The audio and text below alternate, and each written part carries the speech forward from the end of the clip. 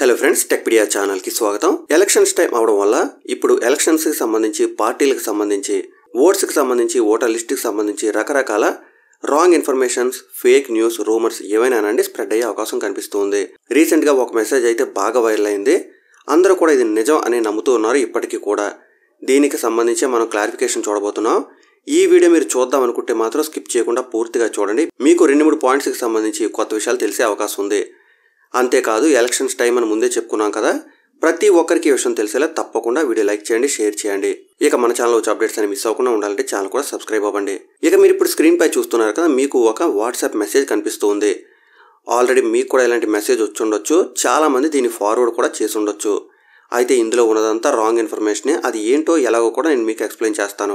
అయితే మీకు ఇక్కడ ఈ మెసేజ్ ఇంగ్లీష్లో కనిపిస్తూ ఉండొచ్చు, కానీ ఇదే మెసేజ్ తెలుగులో ఉంది, హిందీలో ఉంది, రకరకాలుగా అన్ని ఏరియాస్లో కూడా ఇది ఫార్వర్డ్ అవుతుంది.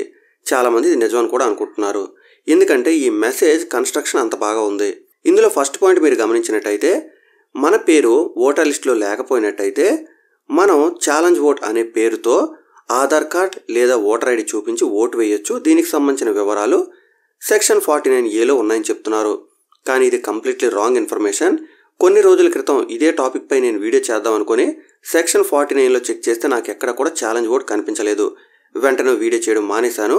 ఈరోజు ఏదైనా టాపిక్ దొరుకుతుంది కదా అని న్యూస్ వెబ్సైట్ సెర్చ్ చేస్తూ ఉంటే ఈ ఇన్ఫర్మేషన్ నాకు దొరికింది. అక్కడ వెళ్ళి ఇది ఫేక్ న్యూస్ అని చెప్పడం జరిగింది. యాక్చువల్గా ఇక్కడ ఛాలెంజ్ ఓట్ అనే పేరుతో ఎందుకు బాగా వైరల్ అవుతుందంటే, ఛాలెంజ్ ఓట్ కాకుండా ఛాలెంజ్డ్ ఓట్ అనేది అయితే మాత్రం పక్కాగా ఉంది. ఛాలెంజ్డ్ ఓట్ అంటే ఒకరి ఓట్ మరొకరు ఎవరైనా ఓట్ చేయడానికి వెళ్ళినప్పుడు బూత్లో ఏజెంట్స్ ఉంటారు కదా, పోలింగ్ ఏజెంట్స్, వాళ్ళకి డౌట్ వచ్చి మీ ఓట్ని ఛాలెంజ్ చేయొచ్చు. దాన్ని ఛాలెంజ్డ్ ఓట్ అంటారనమాట. అక్కడ ఉన్న ఆఫీసర్కి వాళ్ళు కంప్లైంట్ చేయొచ్చు. అంటే ఒకరి ఓట్ మరొకరు వేసేటప్పుడు ఎవరన్నా ఛాలెంజ్ చేస్తే అది ఛాలెంజ్డ్ ఓట్ అంటారు తప్ప, ఈ విధంగా ఆధార్ కార్డు, ఓటర్ ఐడి చూపించి మన ఛాలెంజ్ ఓట్ అనేది మాత్రం వెయ్యలేం. ఇంతకుముందు కూడా నేను ఒక వీడియో చేశాను. ఆ వీడియోలో ఓటర్ లిస్ట్లో నేమ్ ఉంటేనే మనం ఓట్ వేయగలం అని చెప్పడం జరిగింది. అంతేకాకుండా ఓటర్ లిస్ట్ ఏ విధంగా డౌన్లోడ్ చేసుకోవచ్చో కూడా చూపించాను. ఇక నెక్స్ట్ సెకండ్ పాయింట్ గమనించినట్టయితే, ఇక్కడ మనకి టెండర్ ఓట్ అని ఉంది. ఈ టెండర్ ఓట్ అనేది అయితే మాత్రం కరెక్ట్ పదమే. ఈ టెండర్ ఓట్ అంటే ఏంటంటే, మీరు పోలింగ్ బూత్కి ఓట్ వేయడానికి వెళ్ళేసరికి మీ ఓటు ఎవరో వేసినట్టయితే మీరు అక్కడ ఉన్న ఆఫీసర్స్తో మాట్లాడి మీ ఐడెంటిఫికేషన్ అది చూపించి వాళ్ళు అడిగిన క్వశ్చన్స్కి ఆన్సర్ చేయగలిగితే మీకు ఒక టెండర్ ఓట్ ఇస్తారనమాట.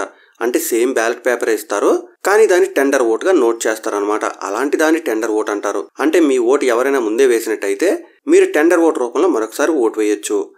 ఇక థర్డ్ పాయింట్ మీరు గమనించినట్టయితే, ఏదైనా పోలింగ్ బూత్లో 14% టెండర్ ఓట్స్ వస్తే గనక ఆ పర్టికులర్ బూత్లో మళ్ళీ పోలింగ్ జరుగుతుంది అని చెప్తున్నారు. అంటే రీపోలింగ్ జరుగుతుందని చెప్తున్నారు. ఇది కూడా కరెక్ట్ కాదు. ఎక్కడ కూడా 14%, 15%, 20% అని మెన్షన్ చేయడం జరగలేదు. దీనికి సంబంధించి మరొక రూల్ ఉంది. అదేంటంటే, ఈ టెండర్ ఓట్స్ అనేవి విన్నింగ్ మార్జిన్ కన్నా ఎక్కువ అయితేనే తప్ప ఈ టెండర్ ఓట్స్ని కన్సిడర్ చేయరనమాట. అంటే ఒక పోలింగ్ బూత్లో ఒక 10,000 టెండర్ ఓట్స్ వచ్చాయనుకుందాం, కానీ విన్నింగ్ మార్జిన్ 5,000 అయితే మాత్రం అప్పుడు టెండర్ ఓట్స్ను కూడా కన్సిడర్ చేస్తారనమాట. అంతే తప్ప ఇంత పర్సెంటేజ్ వస్తే, అంత పర్సెంటేజ్ వస్తే అని మాత్రం ఎక్కడా లేదు. 14% వస్తే రీపోలింగ్ అనేది జరిగే అవకాశం కూడా లేదు. మీకు ఈ 3 పాయింట్లకు సంబంధించిన డీటెయిల్స్ అర్థమయ్యాయి అనుకుంటున్నాను. మీకు ఇంకా ఏమైనా డౌట్స్ ఉంటే కామెంట్ చేయండి. నేను మీకు చెప్పిన దానిలో ఏమైనా రాంగ్ ఇన్ఫర్మేషన్ అనుకుంటే అది కూడా తప్పనిసరిగా కామెంట్ చేయండి.